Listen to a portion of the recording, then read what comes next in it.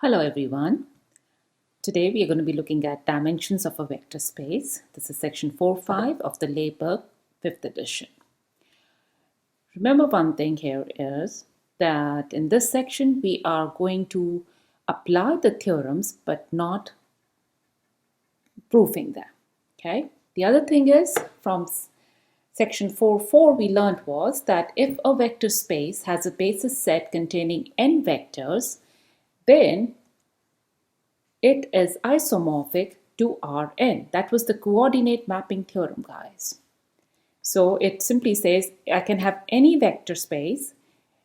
Via coordinate mapping, I can make it isomorphic to the appropriate R-dimensional space. Also, in this section, we are going to focus on the number of vectors in the basis set of any vector space. So now we're going to look in terms of the number of vectors.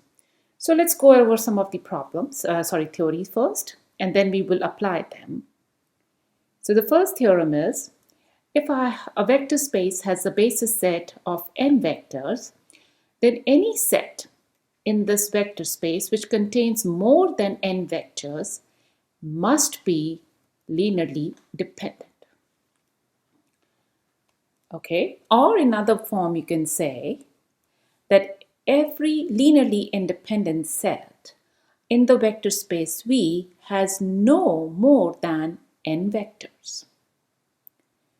Theorem 10 says, if a vector space has a basis of n vectors, then every basis of the vector space must contain exactly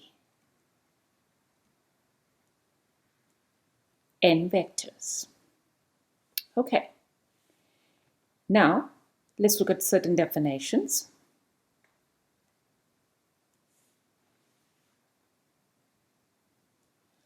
If a vector space V has a finite basis, say B from B1 to Bn, then we say that vector space V is said to be finite dimensional, and the dimension of the vector space V is n. This is nothing but the number of vectors in the basis set B of a vector space B. So some of the examples: dimension of Rn is n. Dimension of a polynomial of degree at most 3 is 4. Remember, P3 is isomorphic to R4. Dimension of M22 is equal to 4.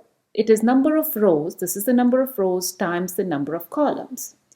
So in that sense, if I want to find out the dimension of or matrix of size 2 by 3, the dimension is going to be 6. It is number of rows times the number of columns. Okay, so some of the standard bases of these specific polynomials.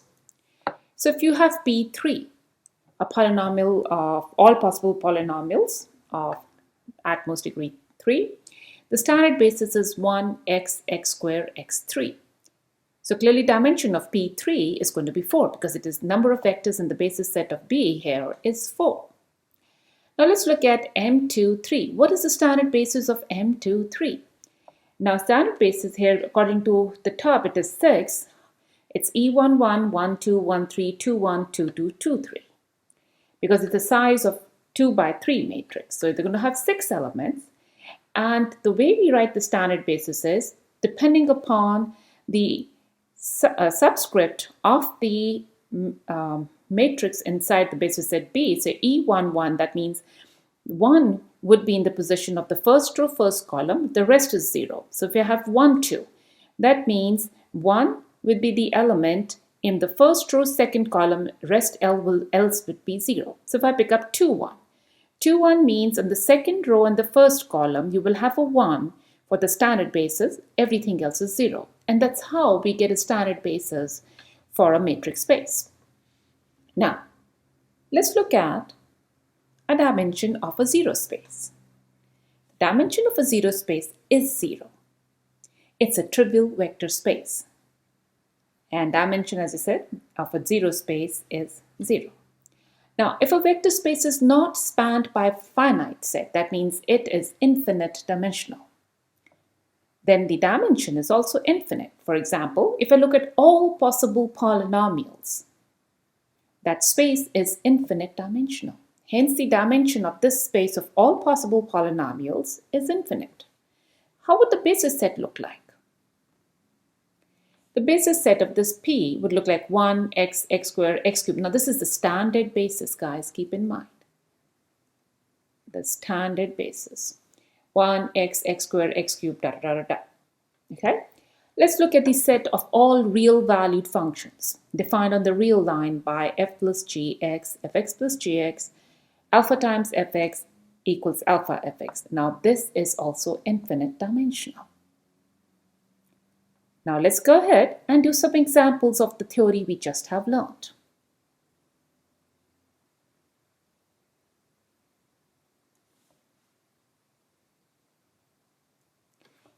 Now, the first example says for a given subspace, find the basis and state the dimension of that subspace. Let's look at this set W. This W is made up of elements of the type 3b minus c, b, c, and d. So, that means this W is, so if you look at this element, any element can be written in this form. It is b times, so basically you put this 3b minus bcd and it is 3100 plus c times minus 1010 plus d times 0001. So what is the basis set for B? It's all these vectors. So this basis set is this because every element of the set W is written by the spanning set of B. Now this W is a subspace of R4 because how many entries are there? It's a subspace of R4. Okay. So every subspace is a vector space. We all know that. Now we'd like to know what is the dimension of W. Dimension of W is because this is a basis set. You see that here? If we can prove the basis set is linearly independent, because we've already said that spanning of this basis set is basically the W. So when you put all these three vectors, which are given here, say U, V, and W, together in a matrix form, what do we notice? That this matrix now, every column is a pivot column. So thus my B is a linearly independent set, and hence it is a basis for W. I'm sorry, I said earlier it's a basis. It means it was a spanning set. So once I prove that this B is basically linearly independent, then it becomes a basis set. Remember, for a basis, it has to be not only spanning the whole set, but also, or the space, but also it has to be linearly independent. So now, because this time it becomes a basis, we have proved that the span of this set is the whole set, and we know from section 4.1 that every spanning set is a subspace, and hence it is a vector space. So dimension of W is 3. It takes us to the next theorem.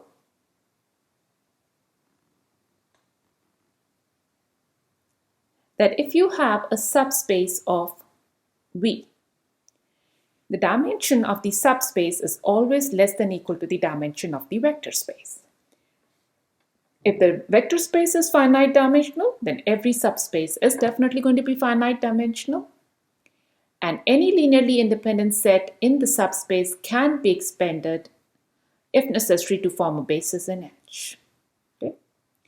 So notice, let's go back to the previous problem. Here, W is a subspace of R4. Now, what is the dimension of R4? We know it is 4. And by the next theorem, what we noticed is W is a subspace. So the dimension of W is definitely less than dimensional of R4.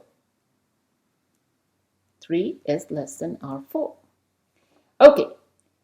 Theorem 12 is a very, very powerful theorem. It's called the basis theorem. What it says is, if V is p-dimensional vector space, P has to be greater than or equal to 1, by the way, then that means dimension of V is P. What does simply this means? If I say my vector space is p-dimensional, that means dimension of V is P. If you have a dimension given to you, then any linearly independent set of exactly p elements becomes automatically a basis. If you have any sort of exactly p elements and that span of that set, and that set spans the vector space V, then it automatically becomes a basis.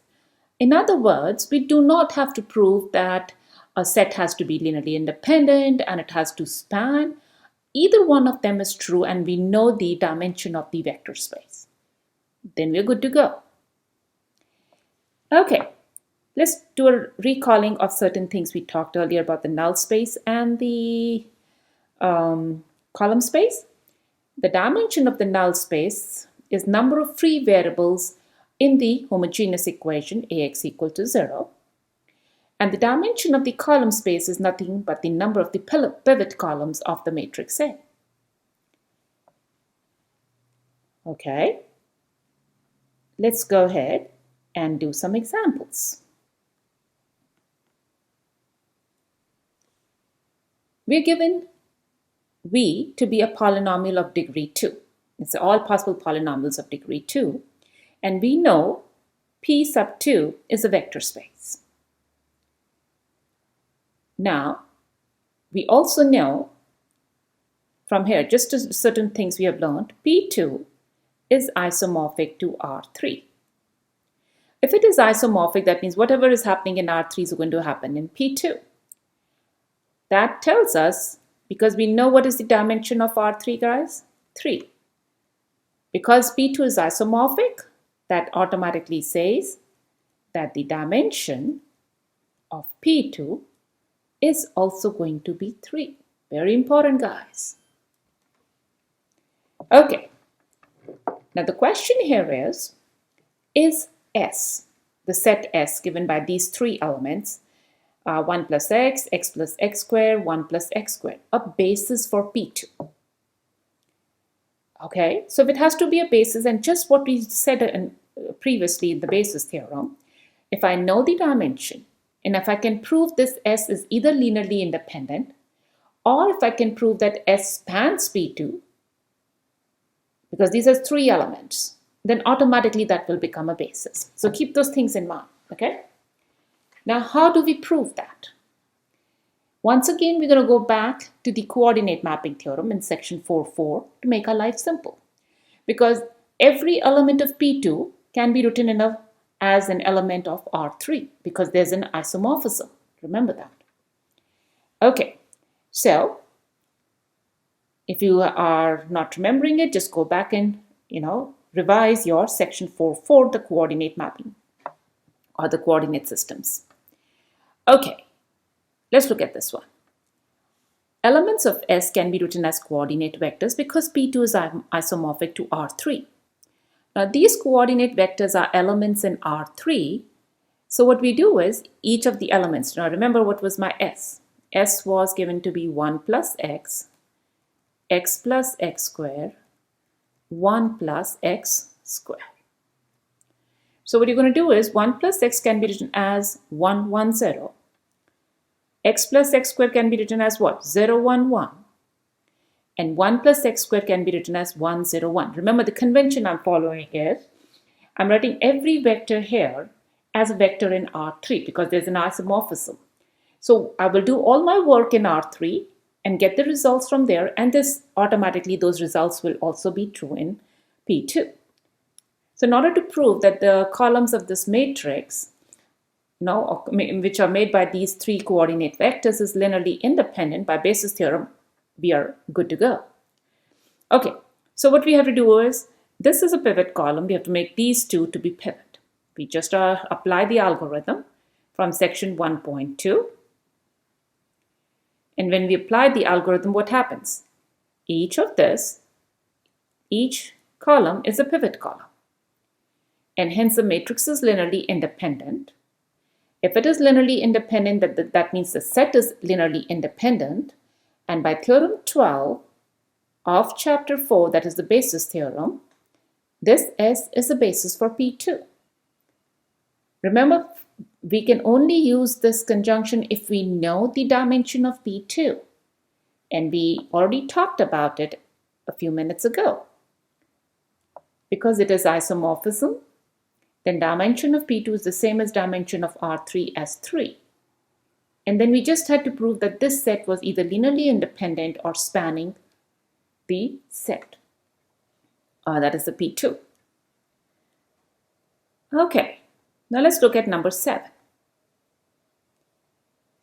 Here we're going to look at a vector space of matrices of size 2 by 3, and we are going. This is 2 by 3, and we also just recently said that these are the standard bases. Okay, so where E1, E2 is a vector space, and M23 is spanned by the standard vectors of E11, E12, E13, 21, 22, 23.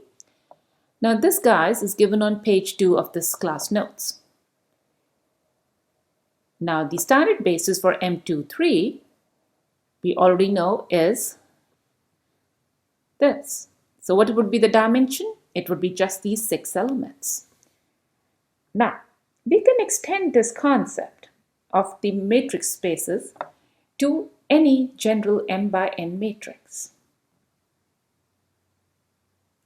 So we can extend the above concept to a more general matrix where m sub n is the spanning of eij's, where eij is a matrix where aij is 1 and 0 elsewhere.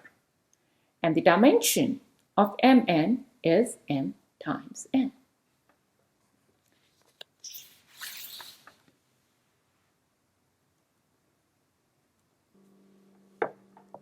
Okay, now let's look at some more examples.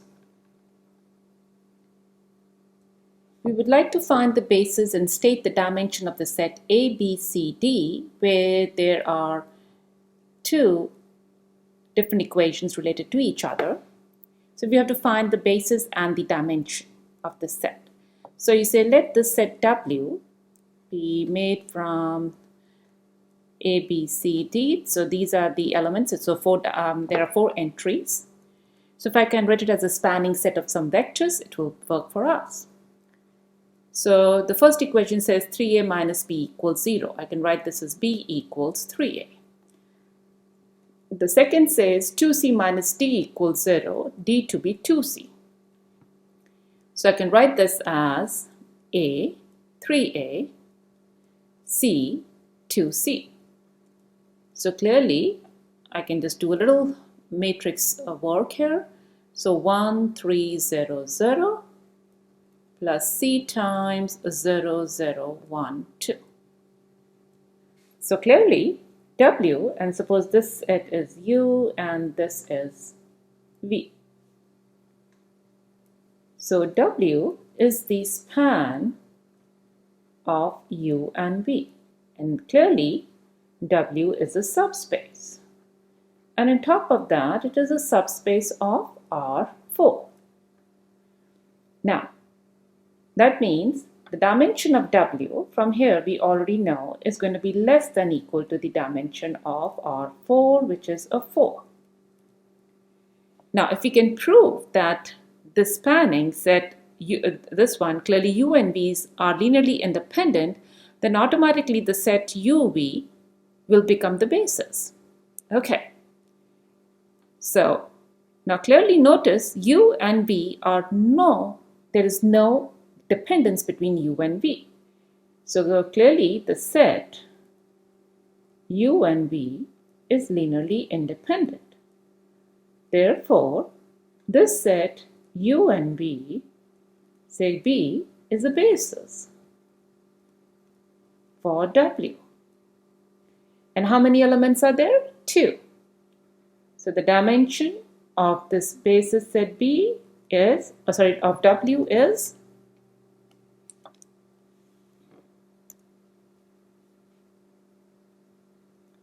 2. Okay. Now, we're going to look at another problem. And here it is. It says that the first 4 Hermite polynomials. So what are these Hermite polynomials? These Hermite polynomials is, say, H. This is 1, 2t, minus 2 plus 4t square minus 12t plus 8t cube. So we have to show that the first four Hermite polynomials is a basis.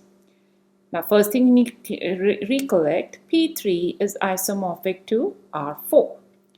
As P3 is isomorphic to R4, that means the dimension of P3 is what, guys? 4. And if it is going to form the basis, so if this set H, which has 4 elements, we can prove that it is linearly independent, then by basis theorem, this will become a basis. Okay. So, that's theorem 12, by the way. So let's go ahead.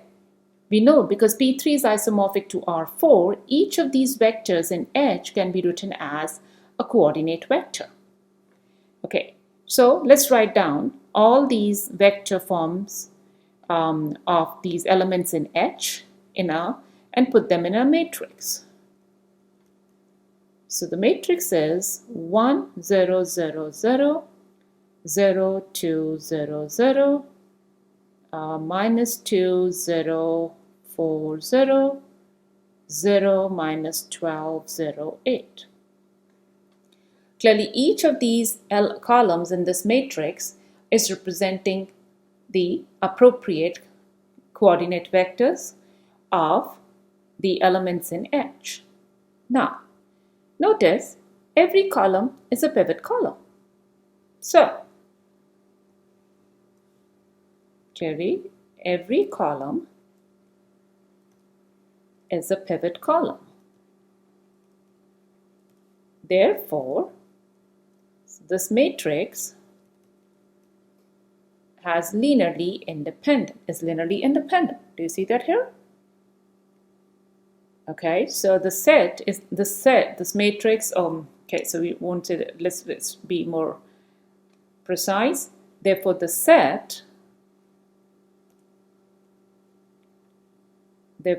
set comprised of, now I'm going to just write the vectors u, v, w, x. The vector u, v, w, okay, let's say w and z is linearly independent. Okay, so therefore, this is a basis.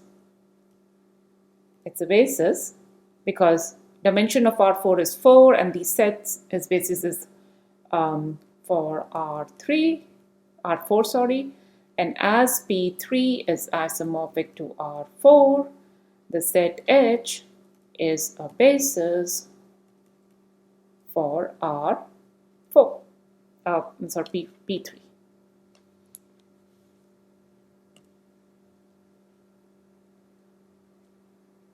Okay, now the next question is find the coordinate vector of P. This P is given by 7 minus 12t